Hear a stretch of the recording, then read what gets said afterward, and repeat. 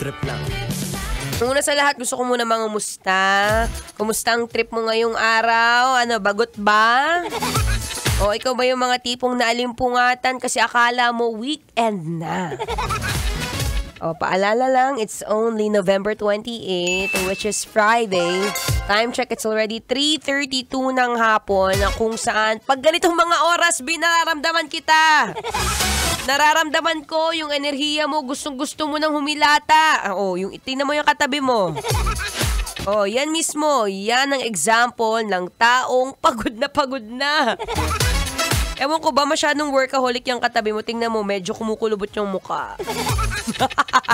Anyway, saktong-sakto, ako pong inyong makakasama. Buong hapon yan. It's 3 to 6 p.m. Programang Love Trip with your Marathoni kung saan, sabi ko nga sa'yo, B, habang patagal na patagal, pasarap ka ng pasarap. Alam mo yung sinasabi mong pasarap ng pasarap, Marathoni? Pasarap ng pasarap sa pagiging magandang kausap. Oo, Diyos ko, marami akong kakilala ngayon. Wala, face card lang, pero walang kwentang kausap. Yan tingnan mo yung katabi mo. Yan. Alam ko kahit medyo workaholic yan, mabait yan eh. Oo, napakabait kausap niyan.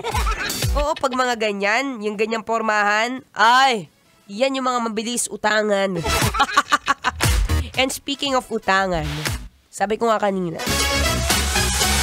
since today is a Black Friday sale sa abroad, lalo na sa US. Uy, shoutout ko yung mga kamag-anak ko sa abroad na baka nakikinig kayo ngayon. Size 8.5 Adidas. Sige, hindi na Nike, pwede naman. Na bahala, basta it all comes from your heart. O kung ikaw may kakilala kang kamag-anak mo, nako, pagka ganito mga Black Friday sale. Siguro kung ako na yung tatanungin mo, isa sa mga pinakamagandang bilhin kapag ka-sale. Given na pare-pares na rin naman tayong nasa digital, ewan ko sa'yo, ba't hindi ka pa nag-a-upgrade? Isa sa mga pinakamagandang investment is yung matripan mong bumili ng digital watch. O yung tinatawag ng smartwatch. Alam mo yung smartwatch, B? Ay, naku, nakakatalino yon, sabi ko sa'yo. Pag sinuot mo yon, ay nako, lahat ng tulog mo, lahat ng mga kinain mong mga matataba, baboy, nakikita niya, be.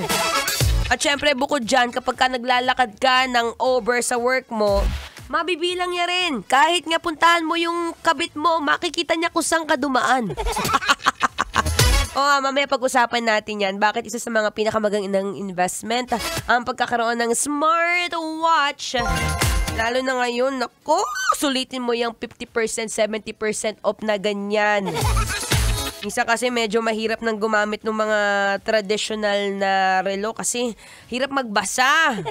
Siyempre gusto natin lahat ngayon mabilisan na Kagaya mo na nagmamadali ka ba? Pakilakasan ng volume ng radyo, dali. Yan. Pakilakasan para habang kumakaripas ka dyan, akong iyong makakausap ngayong hapon because I care about you. Anyway, ako po yung magbabalik maya-maya lamang. But for now, makinig muna ng Feel Good Music.